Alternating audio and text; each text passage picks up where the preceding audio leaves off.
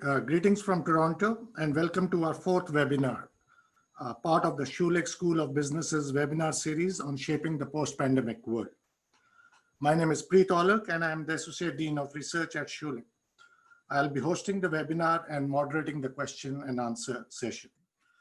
So now it gives me great pleasure to introduce today's speaker, Dr. Winny Shen. Winny is an Associate Professor of Organizational Studies here at the Schulich School of Business. She recently joined us after an academic stint at the University of Waterloo. Trained as an industrial organizational psychologist, Winny's teaching and research focuses on how to create inclusive, productive, and healthy workplaces. Her work often centers on the critical role of leaders in meeting these organizational objectives. In today's webinar, Winny will talk about some of the emerging people-based challenges that organizations will face during and in the aftermath of the COVID-19 outbreak, and evidence-based practices and on how leaders can best lead workers and their organizations through this pandemic. Over to you, Winny.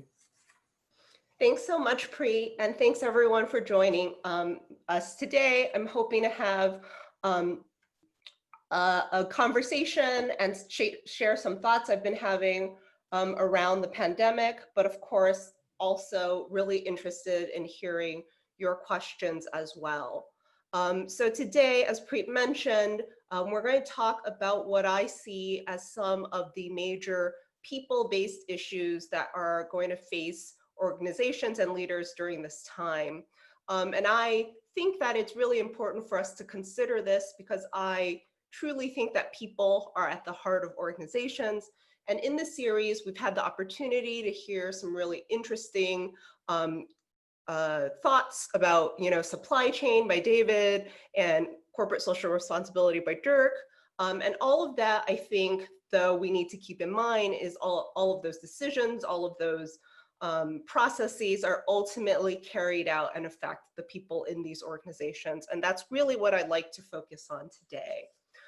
So in particular, I've identified three issues that, that we're going to spend some time on today that I think have already emerged as critical people-based concerns within organizations, and they will continue to be major, I think, issues as we move into hopefully the aftermath of the COVID-19 pandemic. And those are that there will be increasing concerns about fairness. Organizations will face challenges in terms of staffing, and that we need to be cognizant of how we can promote worker health and well-being during this difficult period of time. So we'll touch on each of these. And I'll also talk about some of the things I think that leaders can do to really address these concerns during and in the aftermath of the pandemic. What I'm also hoping to do is, I know that there's lots of discussion around the COVID-19 pandemic, but what I'm hoping to provide is an evidence-based perspective on what we know about what good leadership looks like and some of the issues that we're hearing from people as they're working during these difficult times. So I know that Vito mentioned this, but I wanted to remind you, if as I'm having, as I'm presenting some of these issues, please feel free to submit questions. There's a tool that allows you to do so in Zoom. And also, you can also take a look at other people's questions and you can upvote or press a thumbs up if someone has already kind of asked the question you were thinking of, and we'll try to prioritize those in the Q&A session in terms of the ones that people are most interested in. One of the questions I want to ask is your thoughts on how your organization is doing during the pandemic. And specifically, I have two questions for you. So are you confident in your organization's handling of the COVID-19 pandemic? And are you confident in your supervisor's handling of the COVID-19 pandemic? One of the things that I also wanted to give everyone a flavor for during this presentation is some of the research that myself and other faculty at Schulich are doing. So this is similar to a question that some of my collaborators and I have asked workers, and we're tracking in a study we're conducting tracking workers' experiences over time during this pandemic. We're very curious about, how confident workers are in both their organization and also their direct supervisors' handling of the pandemic. And just to get a sense of, are people feeling confident in their organization's decisions, in their practices?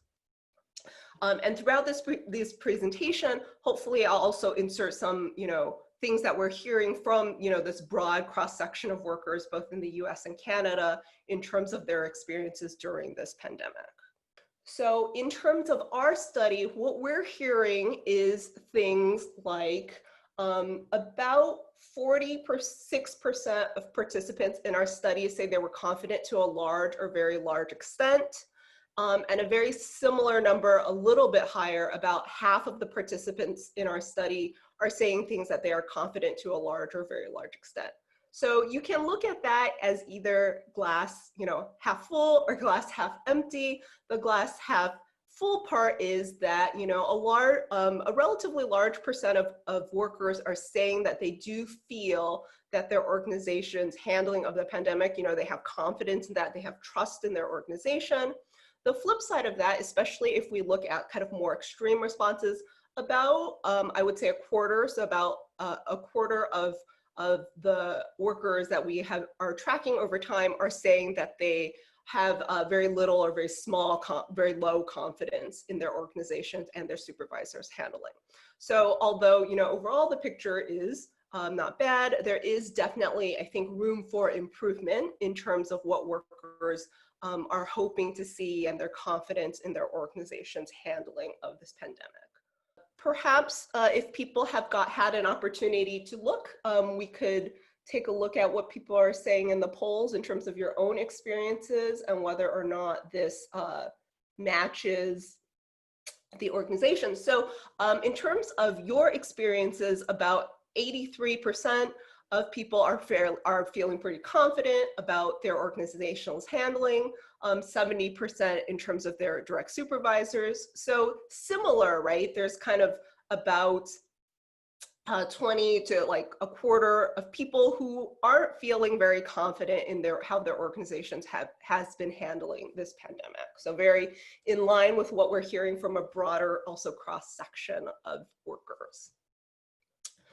So perhaps what I think one of the reasons for that and things that organizations need to keep in mind is that one of the issues is going to be fairness concerns. So one of the things that we know is that during times of uncertainty, and I would definitely characterize the current situation we're in as one that is very uncertain, right? We're uncertain about how long this pandemic will go. We're very uncertain about when things will reopen. We're very uncertain about what things will look like, what work and our home lives will look like once things do start to reopen. There's a lot of uncertainty right now.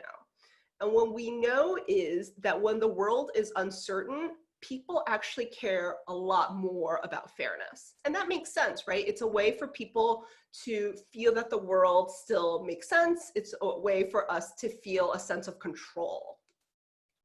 Now, this though is going to be butting up against the fact that leaders are increasingly, given the pandemic, going to be faced with difficult resource allocation decisions.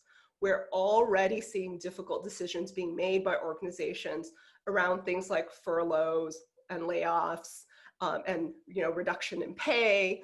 And these are difficult resource allocation decisions that workers are going to be very concerned about how these are being made and if the decisions being made are fair.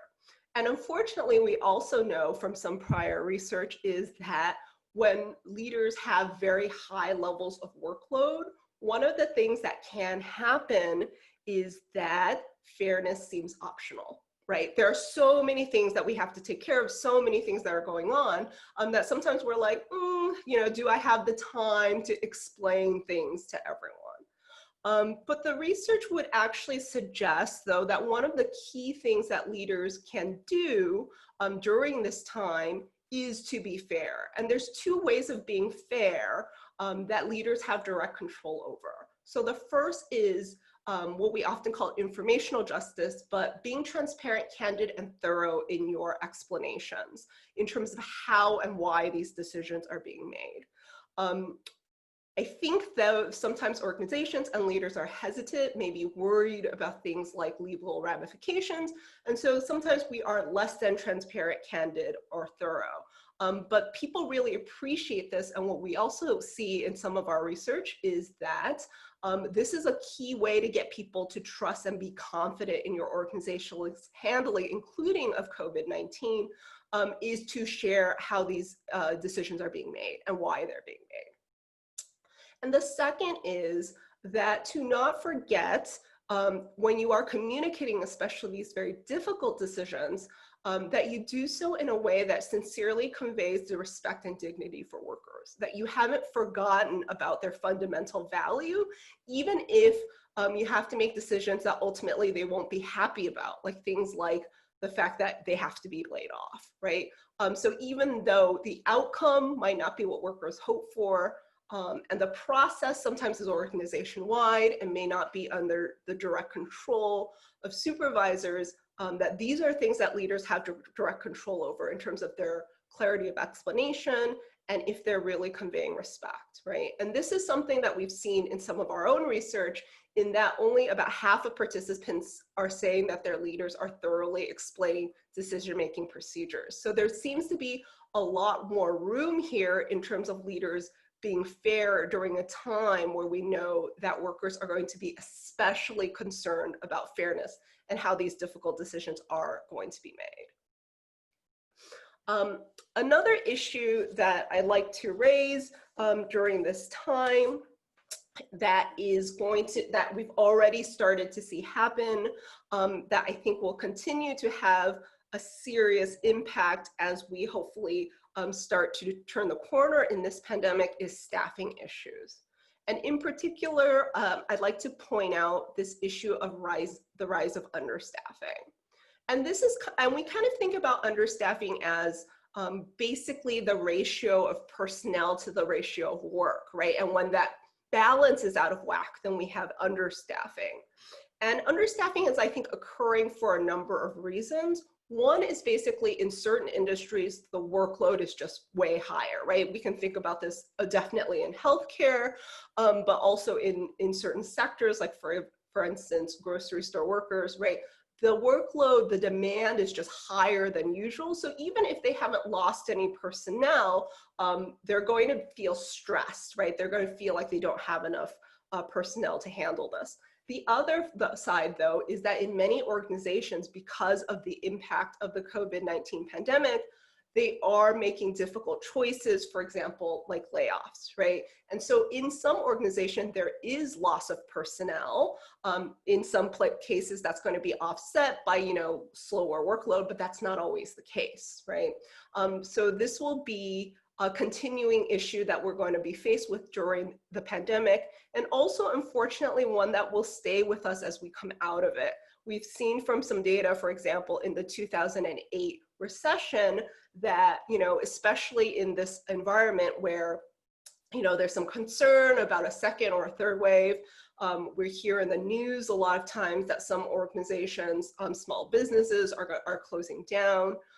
That though we don't get those businesses back overnight, right? And even if the economy, starts to get better, things start to pick up, there might be a slow increase in terms of kind of a return to prior staffing levels, which means that even as we come out of this pandemic, there may be significant understaffing. Some of my own research with some of my colleagues had shown that, but we need to be careful and not think about understaffing as just one thing. We tend to think about understaffing mainly in terms of manpower understaffing, and what that really is just the idea that, we simply don't have enough people. Like, we know what to do, we have the skills, but, we just don't have enough people to do all the work. But there's also another way that understaffing can manifest, and that's really loss of expertise. So we don't really have the knowledge or skills in our organization or in our team in order to get this work done. Okay, and that what leaders can do in these different circumstances are likely different. And so what leaders can do, I think, to help with these staffing issues, even if they can't, even if they can't hire right away to resolve kind of that need, is first to make sure that they take the time to redefine roles and reestablish standards of performance. So one of the things that I think is pretty obvious when we think about understaffing is the issue of workload. But what some of our research also suggests, which is maybe less obvious, is that a big part of why understaffing leads to issues like lower performance or higher burnout among workers is that there is an increase of what we call role ambiguity. And what that really means is basically we don't really know who's responsible for what anymore, right? The workload increases, and it's not really clear, should I be doing that? Should you be doing that? Should someone else be doing that? Who's responsible for this, right? So all of a sudden, our roles become really ambiguous. And that can create a lot of confusion and a lot of stress, right? So one of the things leaders can do is to make sure that they help make clear, you know, what are the roles, what are the expectations, now that things have changed, you know, sometimes relatively dramatically. The other thing that leaders can do, of course, is to demonstrate care, respect, and appreciation for workers. So we do know that social support can help workers deal with understaffing. What we know, though, is that leaders tend to do this more naturally. So they kind of understand, you know, especially under situations of expertise understaffing, that their workers need support, and so they're more likely to naturally do this. But unfortunately, our research shows that not all leaders realize that even under like manpower understaffing, we know what we need to do. We're just kind of short people, that workers really would benefit from this, right? And so to make sure that we are supporting and demonstrating care and respect for workers during these difficult times. Now, there might be a bit of a silver lining here, if we can think about it as such, which is that there could be opportunities for organizations to take advantage of some of these issues that are going on in the labor market. So the first is that there is, due to some of these layoffs, furloughs, things like that, there might be a greater availability of talent in the labor market. So people who may not otherwise have thought about leaving their job or not otherwise be job searching, we might be able to get, you know, talent that we otherwise wouldn't have gotten. And organizations may also have the opportunity to be more selective, which we know tends to result in more productive workers, right? So that, of course, the main caveat here is that only organizations kind of who are in healthy financial shape will likely be able to take advantage of this. But especially as we start to hopefully turn a corner and come out of the pandemic, there really is potentially an opportunity for organizations who are thinking ahead and being strategic to really get some really great talent in their organization, given kind of this change in the labor market. So one of the things that I thought maybe we'd try is for, before we move on to the next topic, is to get a feel for what you guys are feeling in terms of your current state. So I don't know if you've used this before, and hopefully you can see my screen. But if you go to this website, www.menti.com, and type in this code 660845, it asks you a question: what do you feel when you're thinking about the COVID-19 pandemic? So if you can go there and just write down your emotions, then we can get a sense of maybe how everyone is feeling as they currently think about the COVID-19 pandemic, right? So we definitely see a lot about uncertainty, which we've talked about, stress, fear. Some people are saying opportunity, grief. There's this great Harvard Business Review article that just came out that's really talking about how we are all possibly going through this as a period of grief, right, as things have changed. Another thing that maybe this points out is also just the variety of emotional experiences that people are going through, right? That are experiences of moving through this pandemic is not all the same, right? And so, although, you know, there are certain emotions, so the larger ones reflect the ones that people are saying more often, that there really is, you know, this wide variety of emotional experiences that are happening right now. And that would take us, of course, to our next topic, which is really thinking about worker health and well-being during this difficult time. There are, I think, many things that make worker health and well-being more challenging during this COVID-19 pandemic. The first is, you know, the 24/7 news cycle. There's high levels of anxiety just from hearing about all these COVID-related issues. And it's not, I think, unexpected that people are feeling really anxious right now, right? But also, you know, the new realities that we're faced with both in working and living, a lot of these social distancing practices are associated likely with things like greater sense of loneliness, right? Our social circles may have shrank due to our need to be physically distant from each other. And also, given everything that's going on, it's probably not unexpected if workers also have a greater sense of powerlessness, right, in terms of their ability to control what's happening, both in their work life and in their broader life. Workers are also probably facing additional stressors.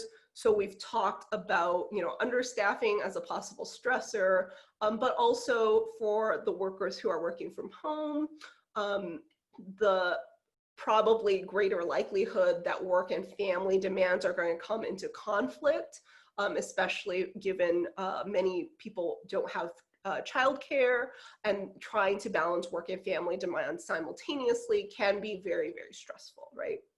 And also, even the fundamental fact that a lot of people are simply concerned about contracting COVID-19, right? All of these add a number of stressors to our lives. And also, you can also think about the lack of trust in your organization. So the question we asked earlier as another source of stress, right? So if you're really not confident in your organization's handling of COVID-19, that's something else that you're worried about, right? So there's lots of things that people are concerned about right now that likely have an impact on worker health and well-being. So there are things that I think leaders can do, right? So one is to be cognizant that there are these threats and challenges to workers' health and well-being, and to recognize potential signs of struggle. So I've also put on the screen here just an excerpt of a behavioral checklist that has been developed by some researchers at St. Mary's and other places that help workplace leaders identify it's a behavioral checklist that helps workplace leaders identify potential signs that your employees might be struggling. Now, of course, as a workplace leader, you are not a mental health professional, but we do know, and so, but what you can do is to help employees access the mental health resources that are available through your organization, right? And what we also do know from prior research is that employees are much more likely to use those resources when their leaders encourage them to do so, right? So sometimes it's not just about having those resources available, but it's also a leader making it clear that it is good for employees to actually use them, right? There's often a gap between availability and use, and here leaders can really make a big difference.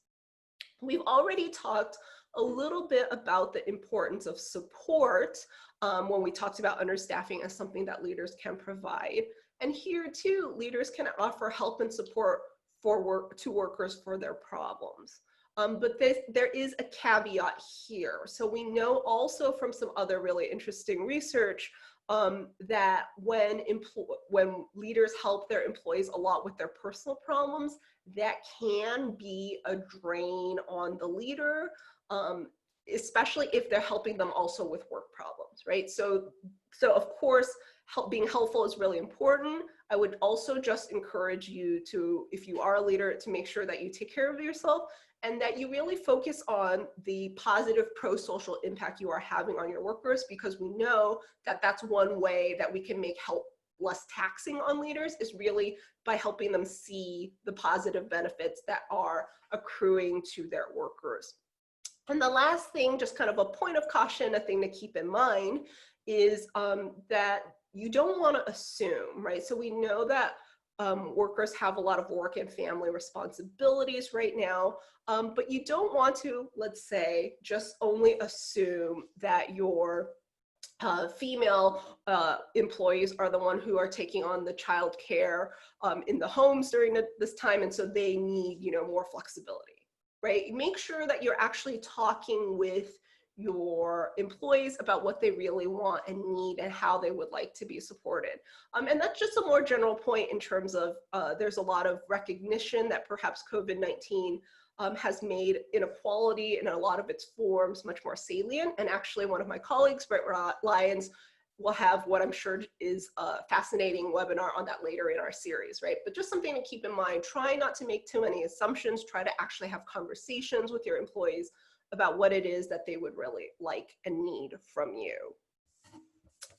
And so the last thing that I want is just a friendly reminder that during these difficult times, it is, of course, very important for you to be kind to yourself.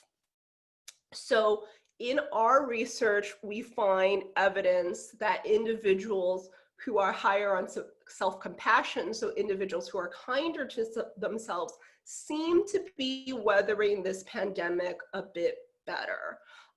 You know, they seem to be less lonely, they seem to have more energy, they seem to be experiencing less anxiety. And in particular, what seems to be different between, you know, self-compassion and also some of the other things that we often encourage employees, like for example, resilience, is that people who are self-compassionate also seem to be more willing during this pandemic to help their coworkers and their organization. So they seem to be able to better not only help themselves, but also help others. And so some of you might have some questions about like, well, what do we mean by being kind to yourself? So this is just a way for us to think through this. So if you think about, let's say, what would you say to a friend who is feeling really bad about him or herself or is really struggling, right? Like, and how you would talk to that person, what you would say, the kind of tone you would use, right? And then if we take the other perspective and think about, what do you say to yourself, often internally, right? So the self-talk that you engage in when you're feeling really bad or you're really struggling, which I'm sure many of us have those moments during this COVID-19 pandemic, right? Things where we're really struggling, when we're feeling really bad. How is it that we're talking to ourselves? And for many of us, we talk to ourselves in a way that's much less compassionate, much less kind, than we would to our friends who might be facing the exact same issues, right? And so just a reminder that during this time, that you might be better off if you can treat yourself as compassionately as you would your best friend, right? Be your own best friend, you know, try to be as kind to yourself as you would for others. And there is some research evidence that that might make, you know, this difficult time go a little bit easier.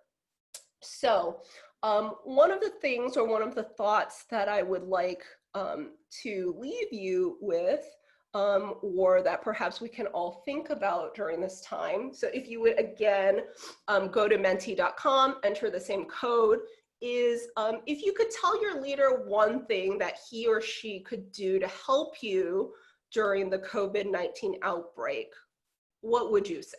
Right? So this might be, especially if you are currently in a leadership position, I thought that maybe it would be helpful for you to see what people are feeling, what they really wish their leaders would say to them, right? So we're seeing some, you know, some thoughts about, you know, reaching out, compassion, you know, maybe time off, right? so that there are lots of different things maybe that your followers would like to see from you and might benefit from this, right? Don't micromanage. Straight talk, very much, in line with some of the things that we've talked about, right?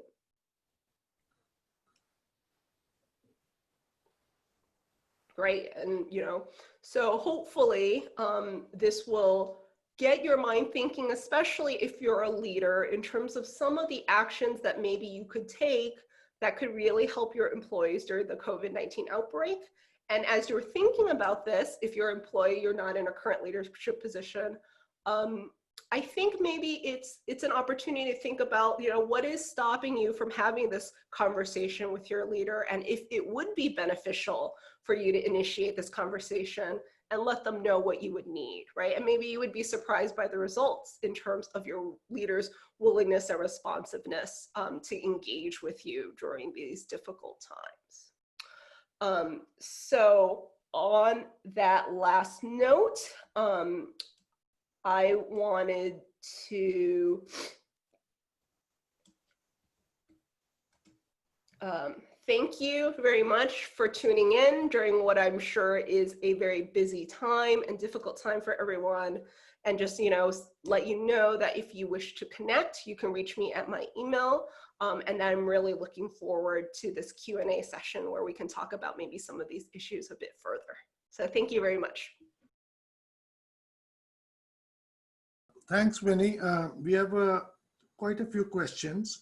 And before I get into some specific issues, there were a number of questions which were asking about a little more information about the results of the study that you quoted in the beginning. And they wanted to know what was the sample size, industry it was, they were from. So if you could spend a few minutes and just at least clarifying or answering, giving more information about that study, and then we will go to the more substantive questions about your presentation. Yeah, so this is a study I'm a part of with some collaborators in the States.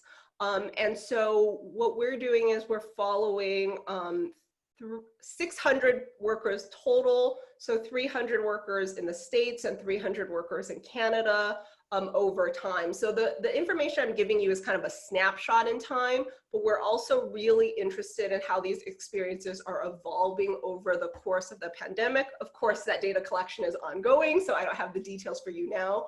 But the idea here is that we're following like 600 workers in the 300 in the US, 300 in Canada, and it's not specific to any industry. This is a more general sense of how workers broadly are doing over the course of this pandemic, and that's what we're trying to understand. I know that there are other researchers who are interested in specific aspects, and so they might be following specific populations, but we were interested in kind of workers broadly. Yeah. Okay, thanks. So there's a question from Ushnish Sengupta. It's kind of a more broader question regarding the role of citizens. And so what he writes is, some corporations are being irresponsible towards employee health and safety.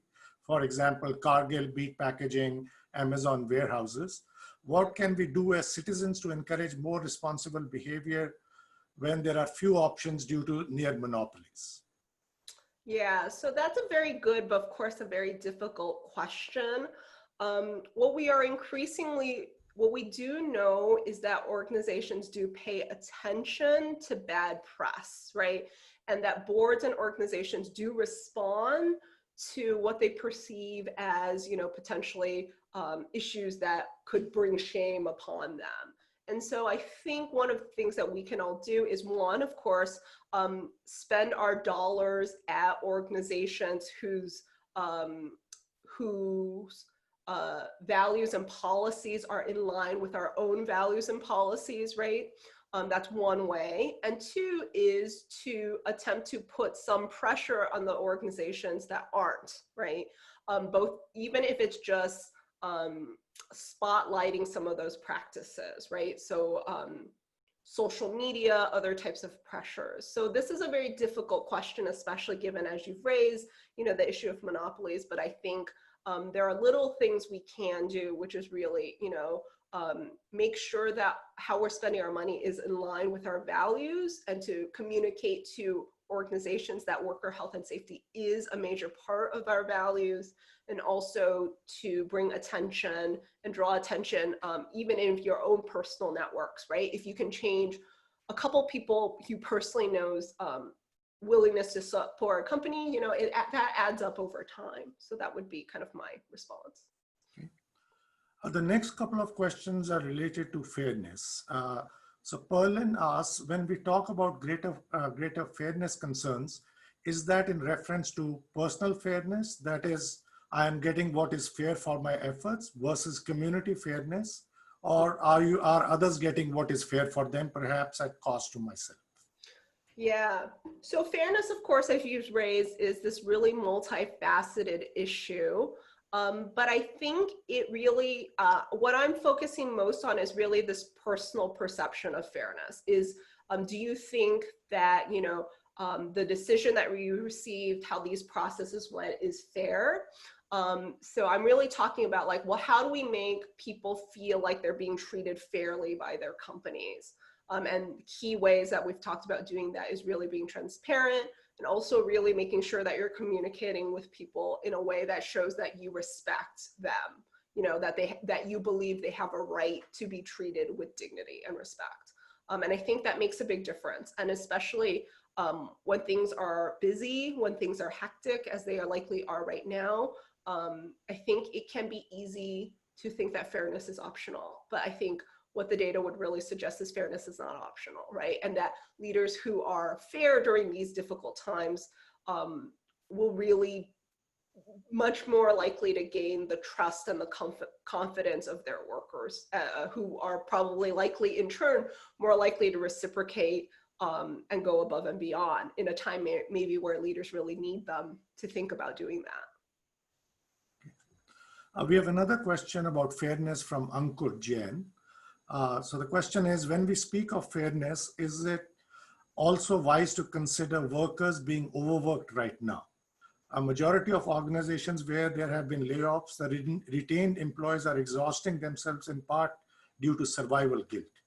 This is especially relevant for people who did not have the opportunity to work from home in the past. How can organizations navigate this? Yeah, so that is a really interesting question, right? And we do see, I've talked to some of my friends in industry, for example, right, that if you look at employee engagement scores, for example, they are up, they're higher than they usually are. And we think that that probably reflects in part that a lot of people are very grateful to have jobs right now, right? And that's completely understandable.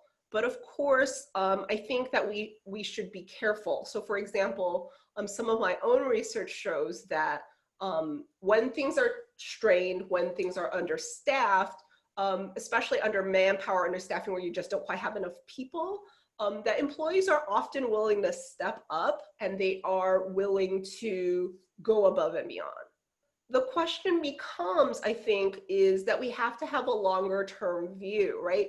If we keep asking employees to do more and more and more, there will be issues down the line, right? There will be issues like burnout. There will be issues like poor performance, because it's probably not reasonable and not healthy for us to expect that employees can sustain these very high levels of doing, you know, a lot more work than they're used to. And so I think those are so I think leaders need to maybe that isn't okay. Maybe that naturally happens as a stopgap. You know, we ask people to do more. But the reality is people probably aren't willing, and also probably aren't able to do more forever.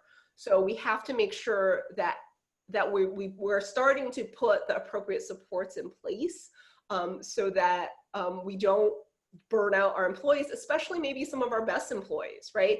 Who we are maybe really relying on this time. But if that person goes down, right, your organization will have a very, very difficult time replacing them, especially given all these issues that are going on, right?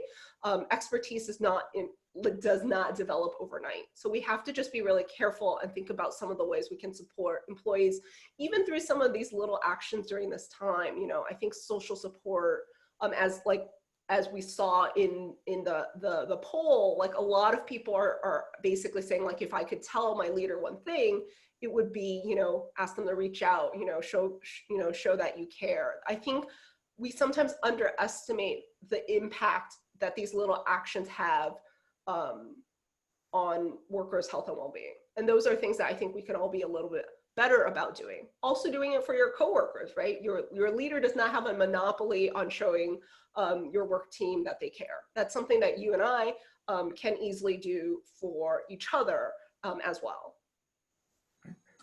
There's a question from Heather Page regarding staffing, especially within the context of some things, the negative impact of the pandemic in Ontario. And she writes, in some industries, especially long-term care, changes in staffing strategies seems to have contributed to the pandemic. Yes. What do you think it will take to improve the situation? Yeah, so this is really, this is a question that's near and dear to my heart as someone who has been studying understaffing issues, including before the pandemic. I think that one of the things that hopefully we'll learn, and you see some, I think, government responses already. So for example, Doug Ford has, I think, spoken about this, that, and a lot of these issues are complicated, but it's tied in with, wages and things like that. But we know, for example, that we have examples we can point to, for example, in California, where they mandate certain amounts of the patient to nurse ratio, right?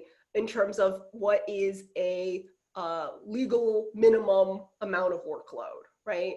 And that we might need to, moving forward, think more about maybe even some legislative or government interventions in order to make sure that the appropriate amount of staffing is maintained. Now, of course, there's going to be issues like not all patients are created equal. And there, of course, if you follow the news, there's recognition that COVID patients are more challenging in some ways than maybe the average patient. But I think those might be good beginning steps that we need to start having those conversations about understaffing. And maybe, unfortunately, this might be a wake-up call in terms of the need for us to reevaluate what are appropriate staffing levels, especially in healthcare. Alexandra has a question regarding expectations. She writes, as someone entering the workforce during the pandemic, I was wondering how you would suggest approaching a conversation about changing expectations and roles from the perspective of an employee as opposed to a leader. What are some ways we can open the conversation about this, and should we? Yeah, that's a great question, right?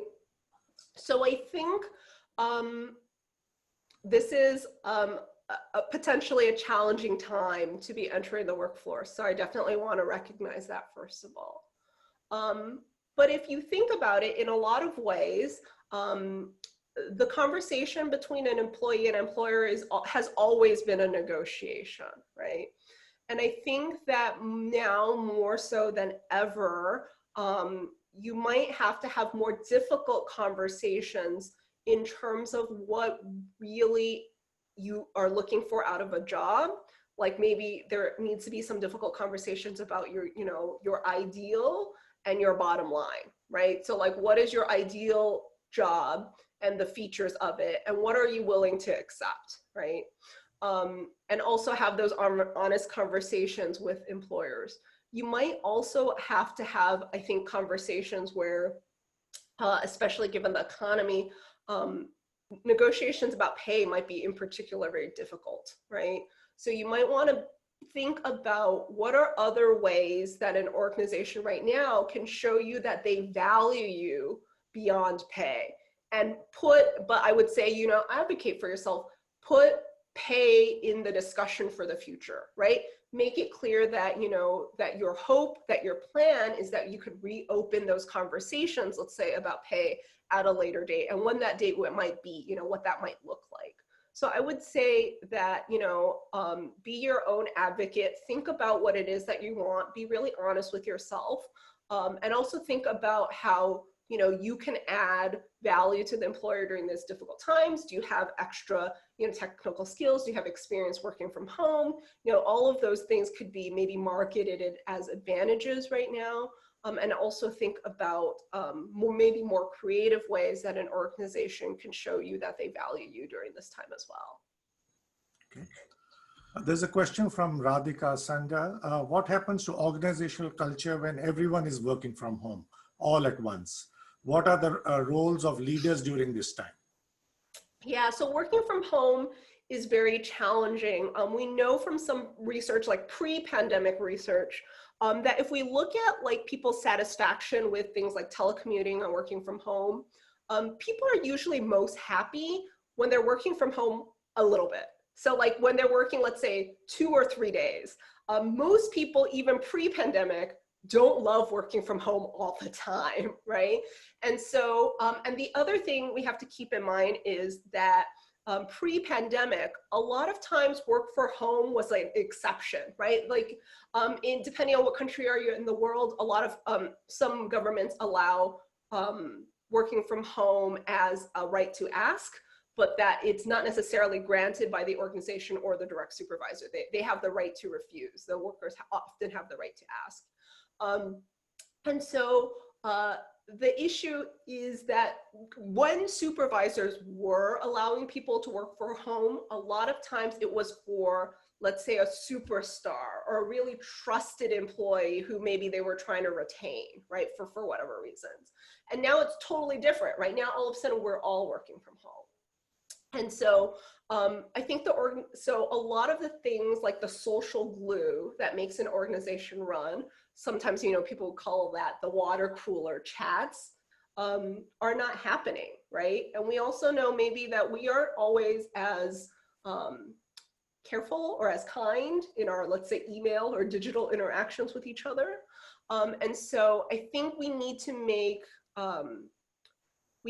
sure that we have opportunities for contact. So we need to have opportunities to simulate, those water cooler chats in order to make sure that we keep those ties strong. So like one of the things we know that telecommuters in general often complain about is that it's very difficult to maintain workplace friendships when they're working from home.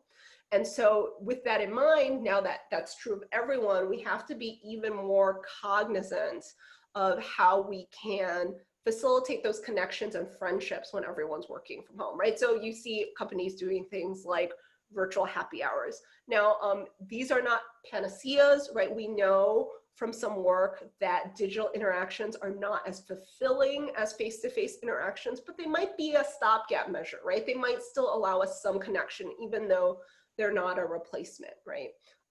But to encourage people to check in on each other, continue conversations, and I think create more of that will better help companies maintain a strong organizational culture as we hopefully turn the corner and things move towards our new normal, whatever that might look like, right? And there might be a lot more work from home in our new normal, even if there is a return from some organizations to work in the workplace. So I think we just need to be cognizant, try to maintain these connections, and have either you personally or encourage your organization to create these opportunities that allow for these connections. Okay. Winnie, I think we are running out of time. So if you want to make some final concluding remarks in the next couple of minutes, and then I think we can end. There were a few other questions, but I think we have got a general sense of what the audience wanted to know. Okay, great. In terms of wrapping up, so I would say that if you are a leader right now, one of the things I would say to you is that a lot of what we've talked about today are general principles. And ultimately, one of the most difficult things about being a leader is that all your workers are very different, right? And so even though these are general principles that evidence-based, that we know from research, that most employees appreciate, there might be an exception to the rule, right? And you have to just recognize that going in. But that if we're also self-compassionate during this time, that we don't need to be perfect leaders right now, right? And that these efforts are not going to go unnoticed by your employees and your workers, even if you're not perfect during this time, right? So I would say is to keep these issues in mind as you're working, you know, apply best practice principles, know that they won't work for everyone. And when things don't go perfectly according to plan, be self-compassionate to yourself as well, right? And I would also encourage, you know, employees to be your own advocates, seek out support when you need it from your leader or, you know, in other places in your social network. I hope that, you know, these are some of my thoughts. Hope that some of this was useful, and I really appreciate you joining me today during this difficult time. And I hope that you are all safe, healthy, and well. And I hope that, you know, I will get to interact with you more virtually, but also in person at Schulich in the future. Thanks, Winnie, for this stimulating session. Also, I want to thank people from who were listening in and for their great questions and engagement. So in closing, I would like to point to two things. First, I want to bring to your attention our upcoming seminar on Tuesday, April 27th, when Professor Moshe Farjun would join us to talk about strategy in upheaval. Second, I want to reiterate, as I've been doing in the previous seminars, that Schulich continues to be open and respond to any queries you may have. You can get information about the webinar series. Current students can stay up to date with the happenings at Schulich, and prospective students can get in touch about our various programs and the admissions processes.